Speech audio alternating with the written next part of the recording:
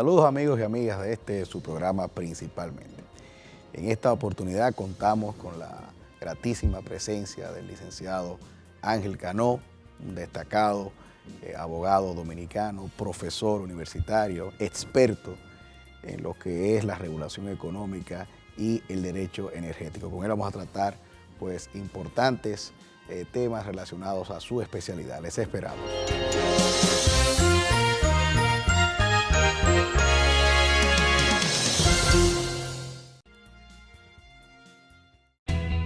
Desde el 1989, Seaboard se convierte en la primera generadora privada de energía de República Dominicana. En el 2012, reemplaza sus unidades de generación por la unidad Estrella del Mar 2, que opera con gas natural como combustible, armonizando con el medio ambiente y poniéndose a la vanguardia en la producción de energía limpia. Seaboard, comprometidos con la satisfacción de sus clientes, el desarrollo nacional y el medio ambiente. El sobrepeso y la obesidad infantil afectan un 20% de los niños y niñas dominicanos. Es un grave problema que va en aumento, causado por una alimentación inadecuada y por escaso ejercicio físico. Entre las complicaciones que se pudieran presentar, tenemos las enfermedades cardiovasculares, diabetes mellitus tipo 2, enfermedades osteoarticulares, diferentes tipos de cáncer y discapacidad. Es vital que los padres y los educadores fomenten en los niños y niñas una buena alimentación y más ejercicio físico. Comer y vivir saludable es un hábito que se aprende. La obesidad infantil se puede prevenir. Campaña de prevención de la obesidad infantil con el aval de la Comisión de Salud de la Cámara de Diputados.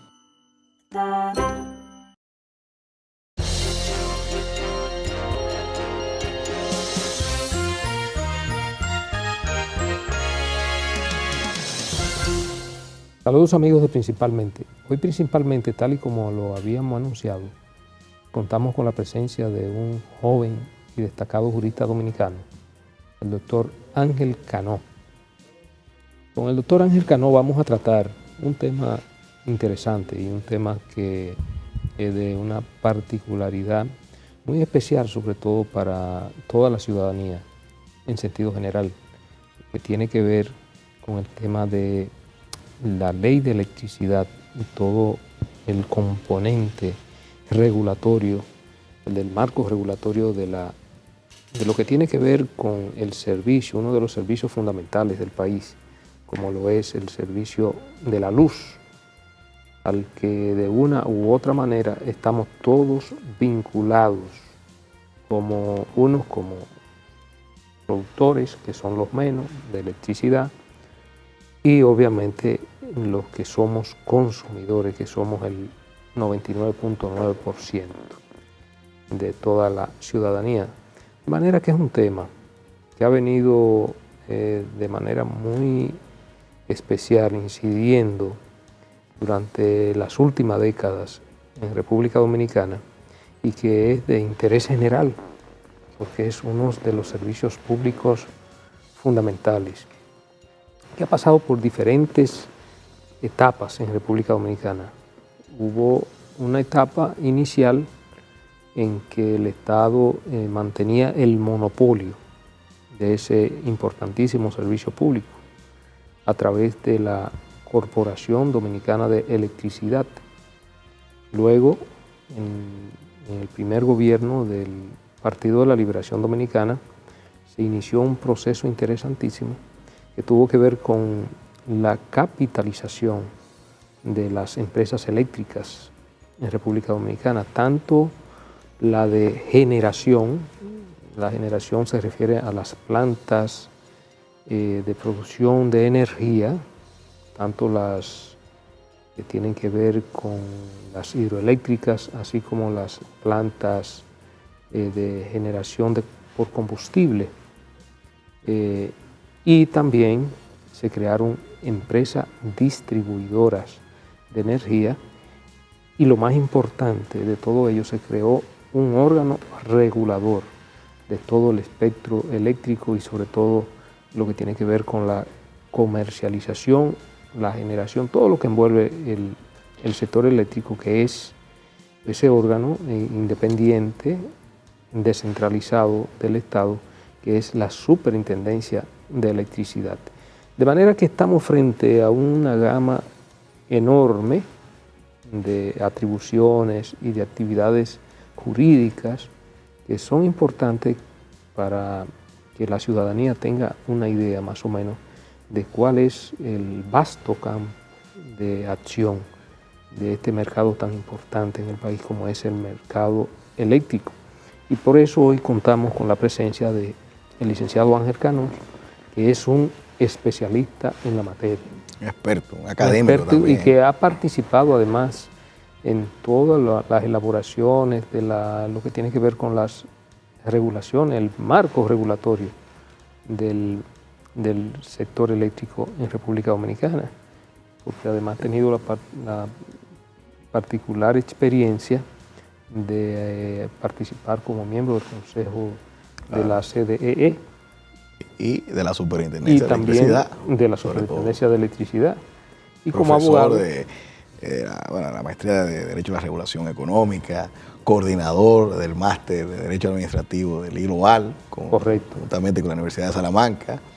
Es decir, que estamos ante una eminencia, ¿no? Sí, estamos ante la presencia de un experto, verdadero experto en la materia. Y un gran amigo también. Y gran amigo, además de nosotros. Principalmente. Sí.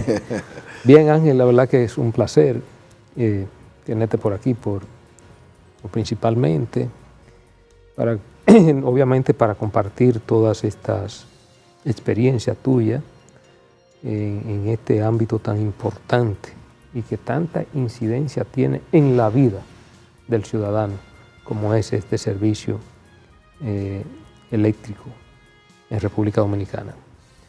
Gracias, de verdad complacido por estar aquí en el programa de ustedes.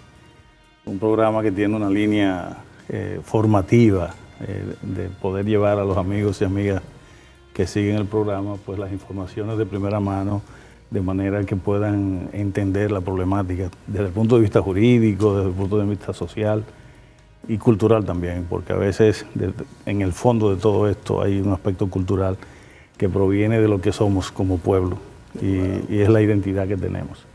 El sector eléctrico ha dado cambios y yo creo que en la síntesis que ha hecho el doctor Jiménez, pues ha sido claro, ¿no?, en reflejar estos cambios y estos saltos que ha dado en su historia. El Estado Dominicano durante muchos años mantuvo el monopolio de todo lo que eran los segmentos de negocio de la empresa eléctrica y obviamente no se manifestaba ni se veía ningún interés, ni siquiera de participación privada, porque el Estado no daba el espacio. Cuando se abre el proceso de capitalización, como se llamó, y que culmina por allá por el año 1999, en el primer periodo del presidente Fernández, pues se abre el mercado y se abre la posibilidad con una nueva normativa para que el sector privado pudiera participar. Se divide lo que es la participación en el sector eléctrico, tanto en el ámbito de generación como en el ámbito de distribución.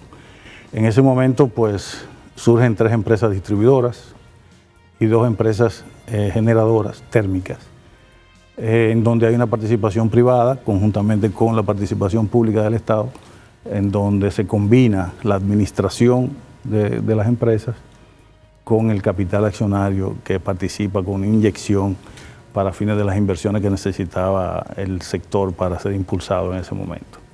Hay que recordar que el sector eléctrico ha sido quizás la espinita, la piedrecita en el zapato que tiene el país y que se transformó en una apuesta importante de cara a lo que es la Estrategia Nacional de Desarrollo al 2030. Se puntualizó como un eje fundamental para el desarrollo del país. Hemos pasado todo este tiempo y hemos visto que todavía no superamos algunas de las cosas que se pretendían superar con el proceso de capitalización. Hoy en día tenemos empresas de distribución que están reflejando todavía una marcada cifra en pérdidas importante, a pesar de los esfuerzos que se ha hecho desde el gobierno para tratar de cubrir estas brechas en términos de lo que es el aspecto financiero y el manejo gerencial de las empresas. y también impulsando mejores inversiones en lo que es el sector de generación.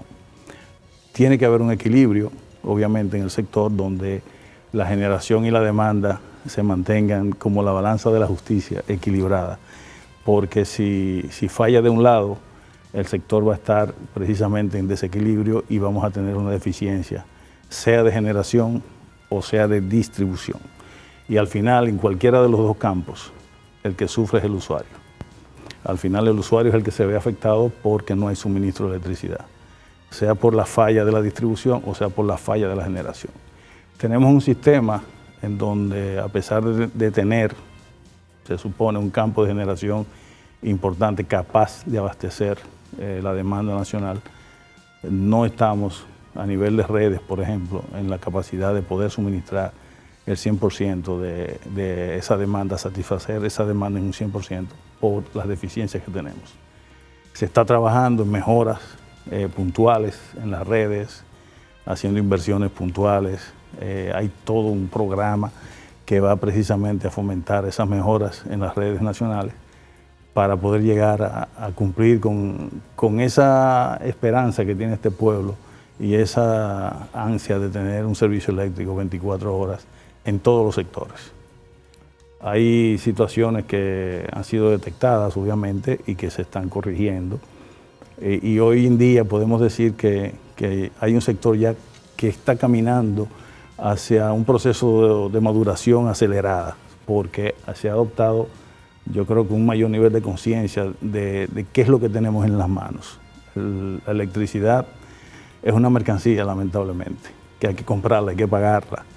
Antes el pueblo dominicano, antes de la capitalización, pues como que no valoraba exactamente lo que era la electricidad, la energía eléctrica, y obviamente que eso implicaba a veces desperdicios. Todavía encontramos gente que deja encendidas las luces durante todo el día, 24/7, que no se preocupen en apagarla. No hay disciplina de consumo de la electricidad, pero principalmente no se sabe el costo de esa energía y lo que representa para una vivienda, por ejemplo, el poder administrar su energía eléctrica. En ese sentido se ha ido avanzando, en la orientación al usuario para que vaya entendiendo cómo manejar mejor su disciplina de consumo y que pueda administrar la electricidad de su casa. Porque ya se entiende que tiene que pagarla. Claro. Es una energía que es una mercancía y que es un producto que está en el mercado y que tiene un costo y que ese costo hay que cubrirlo. Ángel, tú en esa introducción que tú haces, tú citas básicamente ese tránsito que hay de y que también el doctor Jiménez hacía de la Corporación Dominicana de Electricidad, la antigua CDE, ¿no? Pasando entonces ya a la conformación de estas sociedades comerciales de capital mixto, que son las empresas distribuidoras, para el tema de la distribución, y están naturalmente las empresas generadoras que están sometidas a un régimen de autorización previa con concesiones y todo esto. Ahora, yo siempre en mis clases, yo siempre digo que tomo como ejemplo el sector eléctrico para explicar la organización administrativa, porque ahí está todo prácticamente, se ven desde los organismos autónomos, se ven ahora un ministerio, están el rol del Estado con la regulación y las empresas públicas, todo esto la verdad que hace que haya mucho dinamismo, vamos a decir, en lo que es el ejercicio de la potestad organizatoria. Pero en los últimos años se viene otro integrante a esa familia organizatoria, ¿no? del tema del sector energético, que es el Ministerio de Energía y Minas. Desde tu perspectiva, ¿cómo esto viene a impactar a lo que es el ordenamiento jurídico existente? Porque es algo que en cierta medida es novedoso, tomando en cuenta de que hay una Comisión Nacional de Energía que diseñaba políticas, estaba el rol de la regulación con la Superintendencia de Electricidad, y cómo viene ahora a encajar este tema del Ministerio de Energía y Minas. Sí, bueno, el Ministerio de Energía y Minas responde a lo que es el mandato constitucional, de precisamente crear, organizar el Estado en términos de sus instituciones, la estructura institucional, y viene a dar una una señal de que esas instituciones que están vinculadas dentro del sector tendrían que estar colgadas o bajo la sombrilla de un ministerio que le sea afín a aquella cosa, aquella actividad en la cual ellos se supone que se desarrollan sus actividades. Entonces, esto implica que el Ministerio de Energía y Minas se crea como el órgano superior, el referente para aquellas organizaciones que se mueven dentro del sector eléctrico. Y en este caso se le dan facultades de política dentro del sector, se le dan facultades que incluso en cierta manera son absorbidas, ¿no?, de lo que era la Comisión Nacional de Energía, Claro, que estaba prevista, que nace con la Ley General de Electricidad 12501, y que ahora necesariamente tiene que pasar a ser parte del Ministerio de Energía y Minas, porque esas funciones han sido absorbidas por el Ministerio. Está el caso de la Superintendencia de Electricidad, con esta nueva figura en la organización de la función pública, que se habla de la adscripción. Claro, exactamente. Que ustedes, los administrativistas, todavía no han definido bien claro qué significa y cuál es el alcance, porque la adscripción parecería como que hay una tutela de un órgano superior. Se llama la vigilancia, la supervigilancia, Sí. ¿no? Y en este caso, en el caso de la superintendencia, que es un órgano regulador, a veces uno se pregunta hasta dónde llega esa adscripción, porque existe lo que sería el carácter independiente del regulador. Claro. ¿Se pierde o no se pierde con esa adscripción ese carácter independiente del regulador? Y ese es un tema que está abierto de estudio para los abogados y en el mundo de la ahí se habla de las administraciones independientes, ¿no?, que el profesor Eduardo Jorge tiene esa o sea, tesis. Que hay un campo nuevo interesante, pero el ministerio viene a dar una respuesta a un requerimiento constitucional, de manera que todavía hay espacios para reordenar mejor lo que es el entorno institucional del sector eléctrico. Yo creo que hay necesidad de hacer eso.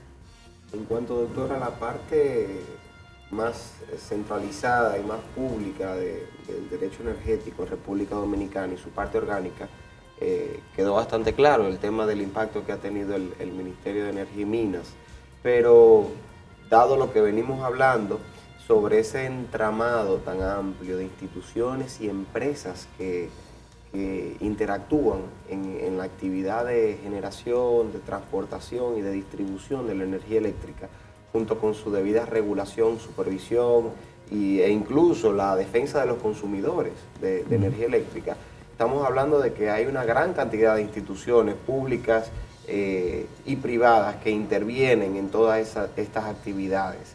Y me gustaría aprovechar la ocasión, dado que Manuel hizo referencia a la parte académica de las veces que él toma el sector energético como ejemplo para el tema de los principios de la organización, ¿verdad? La organización administrativa. ¿Cómo se da esta interacción? Es decir, tenemos una parte que es, digamos, la parte práctica, la parte que los consumidores pueden percibir, la generación, transporte, distribución, que esto se encargan las sedes, las generadoras, la parte del transporte quizás si nos puede orientar un poco si lo hace la misma generadora, si hay empresas aparte para esto, explicarnos por qué la energía eléctrica en esa parte no se puede almacenar. Es entendido por muchos expertos que la energía eléctrica se genera y se consume o se pierde, pero la energía eléctrica que se produce para el consumo masivo de la población no es almacenable. Por eso hay que salvaguardar un poco esto. Entonces ya vamos a la parte, digamos, más del gobierno, del ministerio, de la superintendencia, de la comisión, que usted muy bien le ha explicado. ¿Cómo interactúan todos estos órganos e instituciones públicas y privadas para poder dar al traste con lo que nosotros consumimos diariamente, que es la energía eléctrica? ¿Cómo se regula esto? Sí, bueno, la superintendencia ejerce su función reguladora, es decir, tiene una función de fiscalización, de seguimiento, de monitoreo del comportamiento del mercado y del comportamiento de los agentes que interactúan en el mercado. Entonces, la superintendencia ejerce esa labor de policía en el sentido de fiscalizar y regular todo lo que tiene que ver con la operativa del mercado. Y además tiene un poder regulatorio, obviamente, y traza las pautas de ese comportamiento. Tiene que velar también por en aquellos espacios donde se pueda dar la competencia, de que no haya un abuso de posición dominante de algunos agentes que pudieran tener esa posición dominante, y además de controlar lo que sería la protección de los derechos de los consumidores, como tú bien decías. Eso podemos avanzar, abonar un poquito más sobre eso más adelante. En el caso de los agentes, el agente está ubicado justamente en cada segmento de negocio del área eléctrica, es decir, generación, están todas las empresas generadoras que son independientes de la empresa de transporte, en este caso la empresa de transmisión, que es una empresa estatal. La transmisión ha quedado reservada como una actividad del Estado Dominicano por un tema de seguridad. La ley lo previó así, y tanto lo que es la transmisión eléctrica como la generación hidroeléctrica, es decir, el control de las aguas para fines de generación, pues están en poder del Estado. El Estado no cede, no hace concesión para empresas que manejen las cuencas de los ríos para fines de administrar el agua en términos de generación a una escala determinada. Esto porque el agua no es solo para la generación, sino que el agua se usa para el reguío, para el consumo humano, o sea que tiene unas categorías importantes, y el Estado tiene una responsabilidad como servicio público precisamente de garantizar ese servicio, estos servicios de generación, de servicio de agua potable, de servicio de reguío también, del agua, y que se pueda administrar bien. Entonces, ese transporte lo hace la empresa de transmisión eléctrica dominicana. Y luego esa energía llega a las empresas distribuidoras, que tienen doble función, de acuerdo a la normativa. En cualquier otro país está la distribución y la comercialización separadas. En nuestro país, a partir de la capitalización, pues la comercialización se quedó también vinculada a las empresas de distribución. Entonces, esa empresa distribuidora, aparte de operar las redes de distribución, que son redes que tienen unas capacidades particulares, pues también se encarga de la gestión comercial y de interactuar con el usuario, con el consumidor final de la electricidad. En esa relación comercial que se da con las empresas distribuidoras, interviene el regulador con una oficina que se llama Protecon, de protección al consumidor de electricidad, en donde trata de salvaguardar aquellos derechos que tiene como usuario frente a la empresa, que normalmente las empresas tienen cierto poder frente a los usuarios, y ahí está la mano protectora del Estado a través de este esquema de protección del consumidor.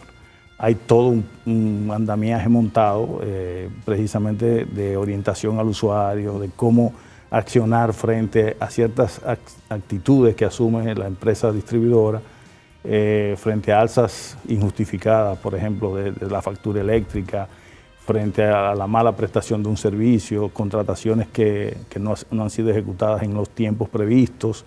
O sea, todo eso está normatizado. Entonces, toda esa parte de regulación queda en manos de la Superintendencia de Electricidad.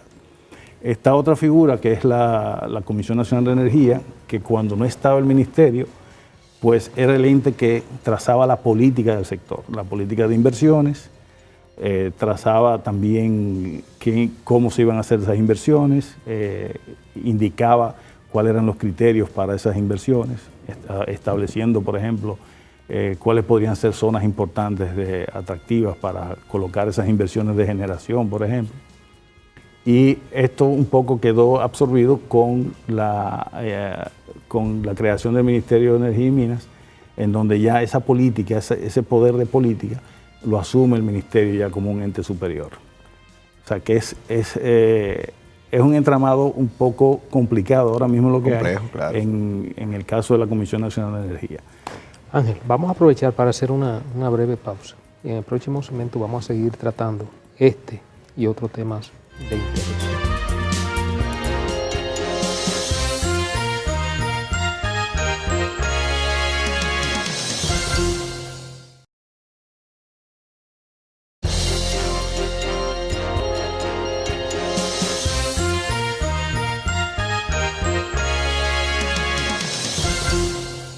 Seguimos, amigos, principalmente hoy con la presencia del licenciado Ángel Cano. Bien, hemos visto cómo Ángel ha explicado de manera muy profunda y sobre todo mucha conocimiento de causa. Sí, claro. Vamos ahora para que yo sé que la mayoría de los amigos televidentes principalmente quieren conocer detalles que les son de una u otra manera consustanciales a ellos, porque alguien tiene, tuvo o tendrá algún tipo de reclamo. Bueno, que me llegó la tarifa alta, bueno, que tengo un problema con la distribuidora generalmente, porque el usuario, su problema es con la distribuidora. Las distribuidoras son las que mandan las facturas eléctricas. Claro. Entonces, a un consumidor le llega una factura que él entiende ese consumo no es usual, no es el consumo que él mensualmente genera o produce. O de buena primera, un usuario que le llega su factura normalmente de 5,000 pesos. 5,000 pesos, 5,200, 5,500 como mucho, pero sucede que en un mes le llega de 10,500 pesos, se le duplica. Entonces la persona reacciona obviamente estupefacta, dice, porque yo tengo los mismos Claro, equipos eléctricos. Una media que hay, que viene dándose hace mucho tiempo. Nada ha cambiado. Sí, nada ha cambiado. O sea, tengo los bombillos de bajo consumo, tengo una nevera, tengo una televisión, tengo un aire acondicionado, que yo sé más o menos qué tiempo lo prendo. Y sin embargo, se me ha disparado. Fue que lo leyeron mal, fue que hubo un aumento del kilovatio hora. Sí. Y obviamente esta persona quiere reclamar, va a la distribuidora. ¿Dónde tiene que ir? Tiene que ir, creo que hay un departamento precisamente controlado por la Superintendencia de Electricidad, que creo que es el Protecon. ¿Dónde viene esa persona? Sí, bien, hay que hacer algunas distinciones, porque las causales que se pueden dar son muy variadas. La que es más usual es obviamente una facturación alta, porque es la que impacta el bolsillo. Claro. Impacta la economía familiar, impacta el presupuesto, desequilibra automáticamente lo que es la economía de una familia. Cuando te llega una factura que tú siempre estás pensando que te va a llegar de 1,000 pesos semanales, o de 2,000 o 3,000, depende del nivel de consumo, y de repente se te duplica o triplica. Eso obviamente que genera mucha ansiedad en una familia, porque puede ser una constante desde ese momento en adelante, y eso te va a cambiar, porque no hay aumento de salario y de repente te aumenta la factura eléctrica. Claro. Entonces, a veces la gente dice, bueno, es que me subió la tarifa, me subieron la tarifa. Y eso es errado. O sea, la tarifa, lo primero que la tarifa está congelada desde hace prácticamente 4 años. Entonces, el gobierno ha estado absorbiendo lo que es la indexación de la tarifa, el aumento de la tarifa, por las variables que tiene, lo absorbe el gobierno y lo cubre con una compensación que se hace directamente a las distribuidoras, con lo que se llama el subsidio, con lo que se llama también un subsidio para fines de cubrir déficit de caja, cualquier compensación que se requiera, el gobierno lo asume, y eso el usuario lamentablemente el usuario no lo ve. Y lamentablemente también el sistema nuestro ha establecido un esquema de subsidio, lo que se llama el subsidio cruzado, en donde gente que no necesita recibir un subsidio está recibiendo un subsidio. ¿Por qué? Porque tenemos escalones de 0 a 200, de 201 a 300 y así sucesivamente. Estos son números no absolutos, obviamente, donde en esas escalas se van aplicando esos subsidios. Y fácilmente una persona que consuma 10,000 pesos, por ejemplo, mensuales, tiene un tramo de ese consumo que está recibiendo un subsidio, y no debía ser. Claro.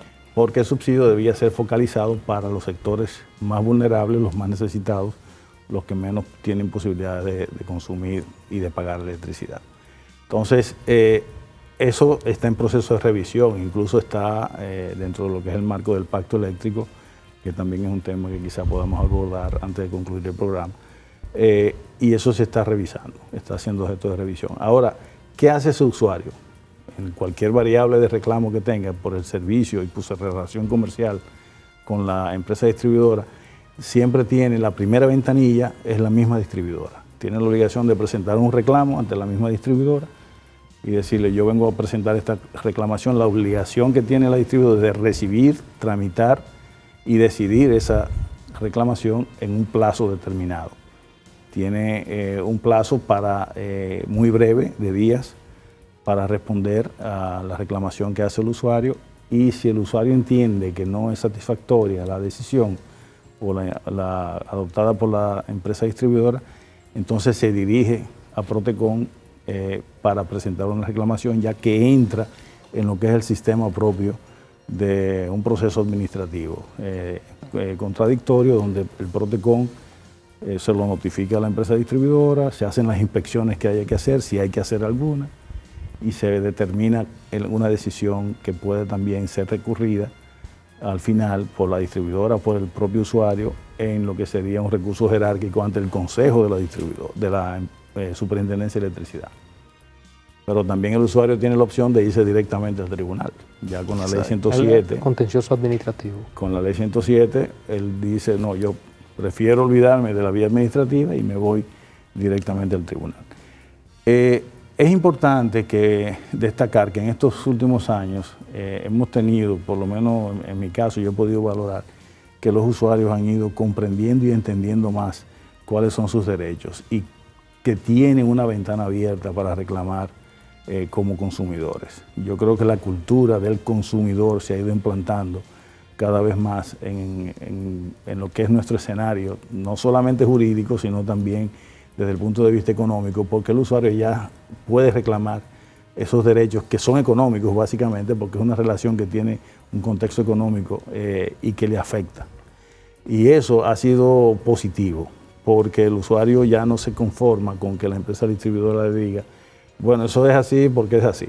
O sea, pues mire usted que no es así porque es así. O sea, entonces ya hay formas y no hay necesidad de que ese usuario tenga un abogado al lado, porque el mismo sistema se encarga de acompañarle y de protegerle en su proceso de reclamación.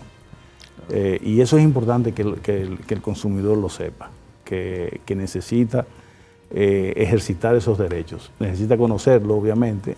También hay una oficina de orientación en el mismo Protecon, donde le dicen cuáles son tus derechos. Claro.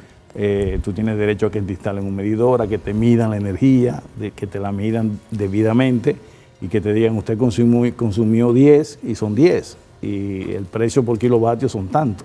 Claro. Y usted tiene una obligación principal. ¿Cuál es? El de pagar lo que usted ha consumido. Claro.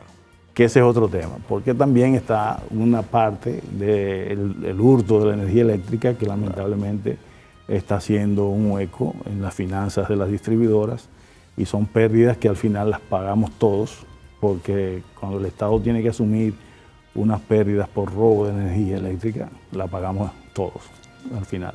Y eso es un poco preocupante, que todavía tenemos personas que entienden que la electricidad pues, la pueden consumir de manera gratuita y que no hay consecuencias. A propósito de, usted refiere al hurto, al robo de la energía, en la ley 125-1 se creó la figura del procurador eléctrico. Sí.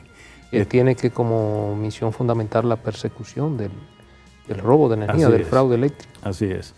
Y yo sé que usted es muy humilde, pero fue en su gestión precisamente donde se desarrolló lo que fue la PEGASE, la Procuraduría General para el sector eléctrico. El magistrado Moisés Ferrer, ¿no? El magistrado Moisés Ferrer, sí. Y se recibió un apoyo. Siempre ve este programa. Un apoyo, sí, un apoyo que no tendremos tiempo todavía de apreciar, con el fortalecimiento de ese sistema de persecución. Un sistema de persecución que respondía a lo que era el programa que había implementado precisamente Radamés con esa política de persecución estratégica del crimen, porque teníamos que trabajar en lo que era la raíz, o sea, lo que era la causa del crimen. Y en el sector eléctrico se daba puntualmente todos esos ejes que se estaban señalando en esa política estratégica. ¿Por qué? Porque sabíamos cuál era la causa que motivaba un comportamiento del usuario a robarse la electricidad. Claro. Y había que corregirla. Y se está trabajando en eso. Ahora, Ángel, no es fácil. Sí, eso no es fácil. Pero ahí eso implica que haya una colaboración con las empresas distribuidoras, que son las primeras o las llamadas a presentar las denuncias y todo eso. Pero a propósito del fraude eléctrico, pues la ley 125, cuando se modifica en el 2007, pues ese tipo penal del fraude, pues que es bastante complicado, ¿no? Porque muy denso, se crearon muchísimos acápites y literales ahí de ese mismo articulado que va desarrollando los tipos. Pero hay uno que es interesante y que se refiere como a las empresas distribuidoras cuando realizan una facturación irregular. ¿Tú nos podrías explicar un poco de eso? Yo sé que ustedes manejan muy bien ese tema. No, bueno, esa modificación vino a puntualizar lo que era el hurto de la energía eléctrica. Claro.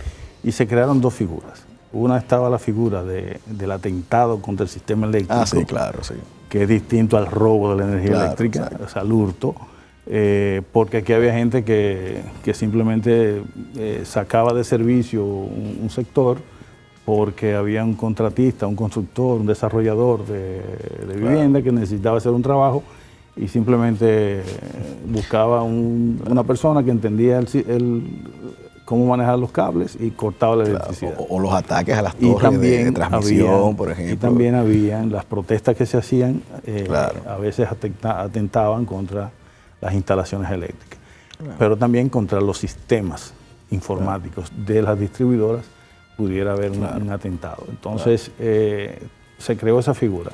Y también la del hurto, en donde ya habían ahí unas, lo que se llaman los elementos que tipificaban esa inconducta. Entonces, no solo quedó en el ámbito de aquel que se aprovechaba de la electricidad, sino aquel también que promovía eso. Claro. Y se buscó también una figura desde la misma empresa distribuidora que pudiera hacer algún tipo de ilícito penal que pudiera perjudicar al usuario. Claro. Sea alteraciones de factura, cuestiones que se pudieran ver que provenían de una política que pudiera partir de la misma empresa. Entonces se consideró que había que establecer algún tipo de ilícito penal o de responsabilidad más bien para las empresas distribuidoras cuando personal suyo realizaba alguna acción que pudiera también afectar una pérdida de energía y afectar al usuario en lo que era su consumo de electricidad. Doctor, manteniéndonos en la línea de las preocupaciones que pueden sufrir los usuarios de la energía eléctrica en el país, que son casi todas las personas que habitamos aquí, ¿qué pasa en los casos donde hay los conocidos altos y bajos voltajes que impactan a las viviendas y a los negocios y que pueden provocar daños a aparatos sofisticados, televisiones, neveras, a cualquier tipo de producto o aparato electrónico que esté vinculado a la energía eléctrica en ese momento y que por el alto o el bajo voltaje puedan sufrir algún daño? En la República Dominicana hay alguna jurisprudencia que hable sobre esto. Protecom está reconociendo los daños, algún tipo de responsabilidad sobre, me imagino que en este caso serían las distribuidoras. ¿Ya se han hecho reclamaciones o todavía el tema no ha surgido? Porque no sé, quizás los usuarios todavía no estamos conscientes de que podríamos ir a reclamar esos daños a la distribuidora. ¿En qué situación estamos con respecto a la responsabilidad de las distribuidoras frente a los daños causados por el manejo del voltaje? Hay jurisprudencia ya. Aquí los colegas que le van muy bien con eso. Sí, hay jurisprudencia, hay abogados que le han sacado muchos partidos a lo que es la responsabilidad. Pero también yo tengo que decir que hay un gran desconocimiento a nivel de jueces en el manejo de esos casos, porque es una responsabilidad que tiene algunos aspectos que hay que saberlo interpretar y manejar. Ahí la incidencia de la energía eléctrica, incluso con la participación, por ejemplo, del Cuerpo de Bomberos, todavía nosotros estamos en una etapa que necesita desarrollarse para determinar precisamente cuál es la causa que ocasionó el incendio, por ejemplo, o que se quemaran algunos equipos. Hay un procedimiento que está previsto en la ley donde el interesado puede dirigirse a Protecon buscando una certificación de equipos quemados. Lo que hace Protecon es simplemente establecer que en X tiempo, en donde se supone que ocurrió que se quemaran los equipos, tuvo lugar alguna incidencia en el sector donde vive la persona, de que hubo o una salida de la energía eléctrica o un alto voltaje, como le llama la gente, o algún tipo de incidencia en las líneas que pudo haber provocado que sus equipos resultaran quemados. Protecon no tiene facultad para establecer responsabilidades, porque en la cadena va desde el distribuidor hasta el generador. El fenómeno que ocasionó, por ejemplo, una incidencia de un alto voltaje, como tú bien decías, puede ser no en la distribuidora, sino en la generación, o puede ser en la transmisión, o sabrá Dios, algún tercero pudo haber impactado la línea de alguna forma irresponsable y provocar precisamente que se dispararan los circuitos.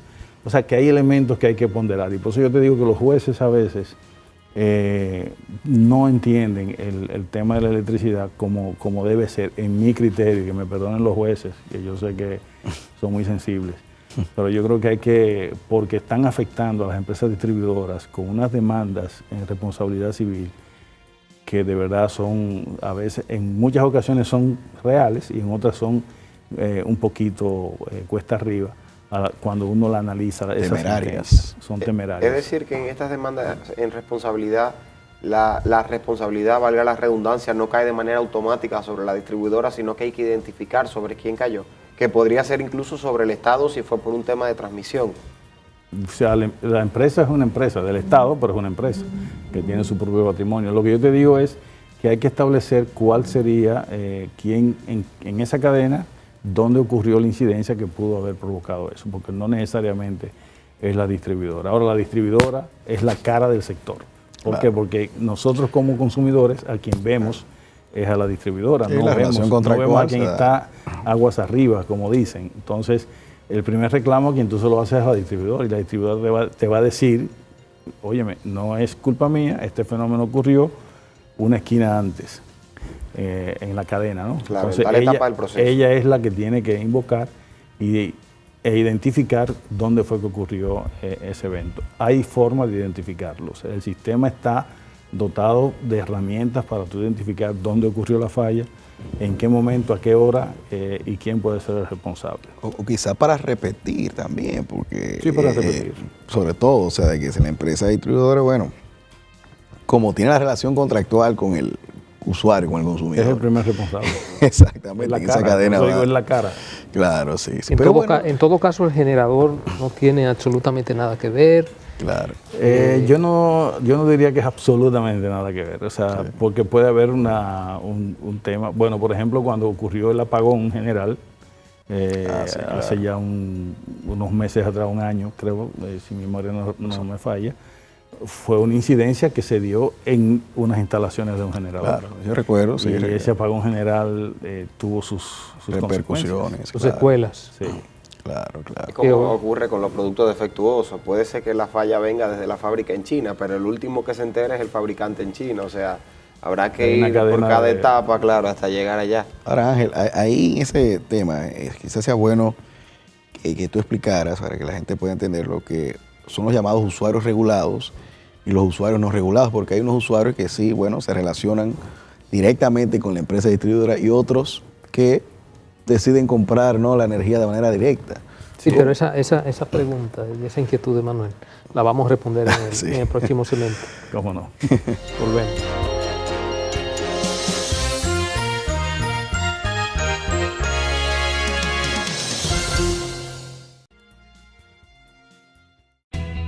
Desde el 1989, Seaboard se convierte en la primera generadora privada de energía de República Dominicana. En el 2012, reemplaza sus unidades de generación por la unidad Estrella del Mar 2, que opera con gas natural como combustible, armonizando con el medio ambiente y poniéndose a la vanguardia en la producción de energía limpia. Seaboard, comprometidos con la satisfacción de sus clientes, el desarrollo nacional y el medio ambiente. El sobrepeso y la obesidad infantil afectan un 20% de los niños y niñas dominicanos. Es un grave problema que va en aumento, causado por una alimentación inadecuada y por escaso ejercicio físico. Entre las complicaciones que se pudieran presentar, tenemos las enfermedades cardiovasculares, diabetes mellitus tipo 2, enfermedades osteoarticulares, diferentes tipos de cáncer y discapacidad. Es vital que los padres y los educadores fomenten en los niños y niñas una buena alimentación y más ejercicio físico. Comer y vivir saludable es un hábito que se aprende. La obesidad infantil se puede prevenir. Campaña de prevención de la obesidad infantil con el aval de la Comisión de Salud de la Cámara de Diputados.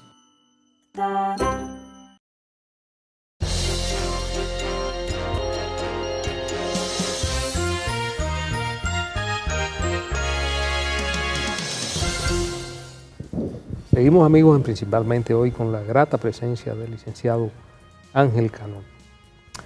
Bien, en el segmento anterior, Manuel se refería a una inquietud muy interesante que tiene que ver con los usuarios regulados. Los usuarios regulados y los no regulados, los que tienen una relación directa con los generadores o con las distribuidoras. Más o menos, Manuel. Sí, ese era el cuestionamiento, ¿no? Hay una diferencia entre usuarios regulados y no regulados. Los usuarios regulados son aquellos que tienen una capacidad de consumo determinada y que quedan dentro de lo que es el radio de acción de las empresas distribuidoras. No tienen capacidad por el volumen de energía, lo voy a explicar de manera muy sencilla, no muy técnica.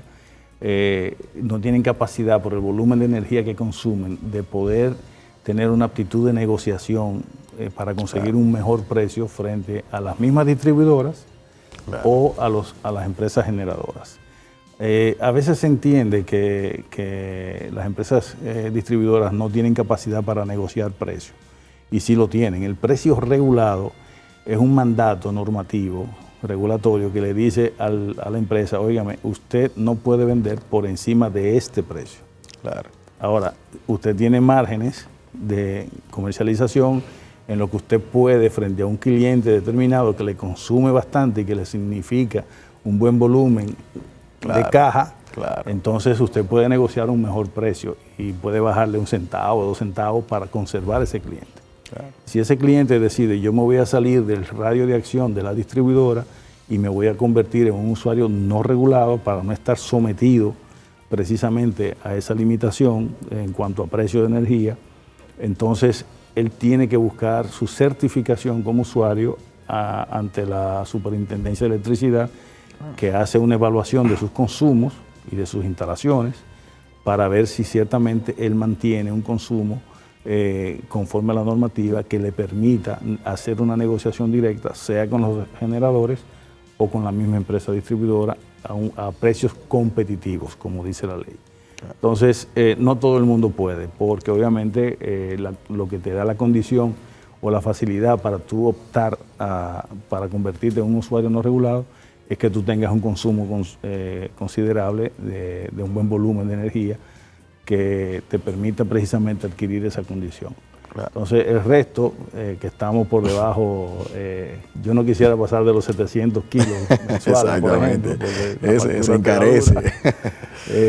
Pero realmente el resto se queda dentro de lo que es el ámbito de accionar de las empresas distribuidoras y sometidos a su régimen de servicio en su área de concesión. Ahora, con la introducción en el país de la energía renovable, básicamente la que tiene que ver con la energía solar, la instalación de paneles solares, se me ha explicado sobre una modalidad de que si, por ejemplo, usted instala en su casa, porque existe la posibilidad, porque tiene techo, paneles solares que le sirven para autoabastecerse, pero que además usted puede contratar con las distribuidoras y usted puede venderle energía de esa que usted produce a través de sus paneles solares a la distribuidora, e incluso compensa, y no solamente que compensa, sino que puede resultar, usted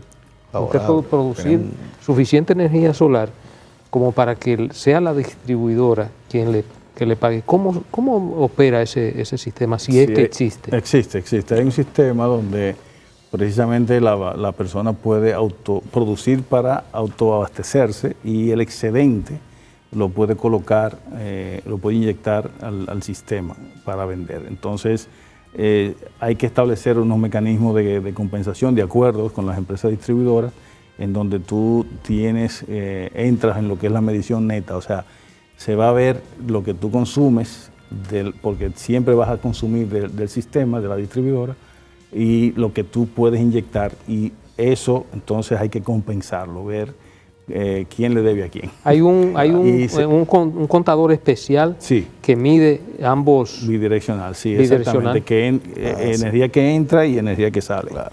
O sea, la que entra a la vivienda o al negocio, y la que se inyecta al sistema. Entonces, en ambas direcciones se mide esa esa energía, y ahí se opera lo que es la medición neta. Se ve qué se compensa, qué se va a compensar.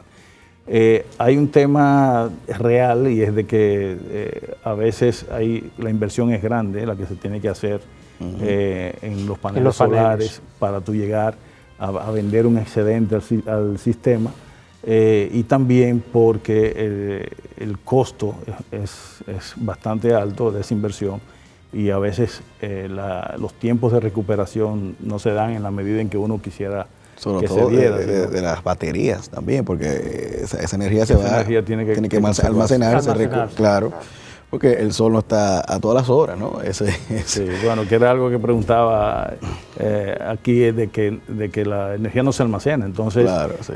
Por eso que la generación no puede ser ni más ni menos de lo que demanda la población. Creo que a excepción de la hidroeléctrica creo que sí se almacena.